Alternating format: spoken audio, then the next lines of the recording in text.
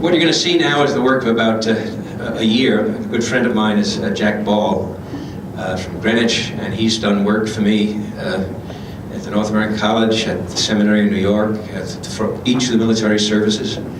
And we have a way to get some grant money for it, so it doesn't cost us anything. But we pass that beautiful basilica every day, and many of you go into it to pray silently or to join in at Mass.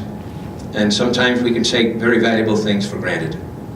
And I think there's such a history to this basilica in itself. It represents the earliest developments of our church in Baltimore and therefore in the United States. It has a lot to do with religious freedom, which is a big question these days, as we know. And it's just a very symbolic place, as well as some beautiful architecture. And how it came about and what elements went into it, I think, is captured pretty well on this, I think it's 15 minutes. We'd like to develop this so it can be used in schools and religious education, in parish groups. Our neighborhood community leadership is interested in it. They've seen it, and they think it's going to help attract people to the neighborhood, besides Goodfellows and O'Shea's and all. There's something else to offer on the street.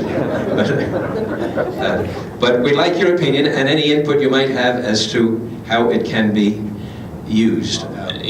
Whether it's historical, architectural, religious, it kind of covers all three of those levels of interest. So there are lots of opportunities beyond the Catholic community, and then of course within our parishes and schools, as well as those in the surrounding dioceses. The Basilica is going to certainly be using this as a development tool.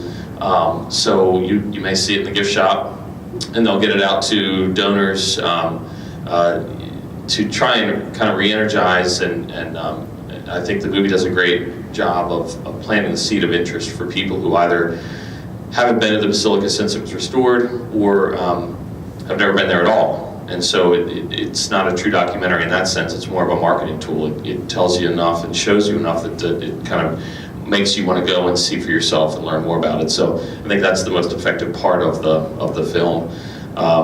Schools will obviously have a big role. We think that, especially for the middle school, they're talking about the history of the church and religious freedom, coupling the showing of the video along with some educational materials.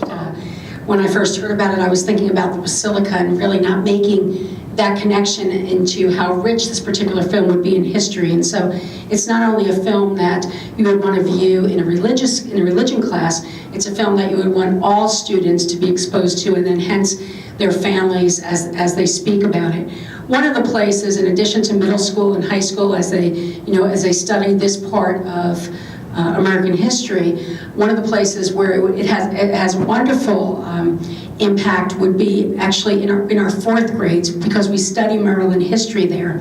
And I know that last year I had the opportunity on Maryland Day to go to one of our schools and to share the history of schools in Maryland and all the key players who we know today, whose names we use readily. And there really wasn't an understanding, and there were so many parent volunteers at the time. And so I think the best students in the class at the time were really the parents and not the students, because these were individuals that they had heard of, and they just said, we had no idea. We had no idea how school started. We had no idea about Mother Mary Lang. Just this rich in history. And so I would see this as a standard for years and years to be part of that fourth grade curriculum for sure. We'd like to put together, now that we've seen the film, some lesson plans that go with that to prepare the students for it, and then to have follow-up discussions with that.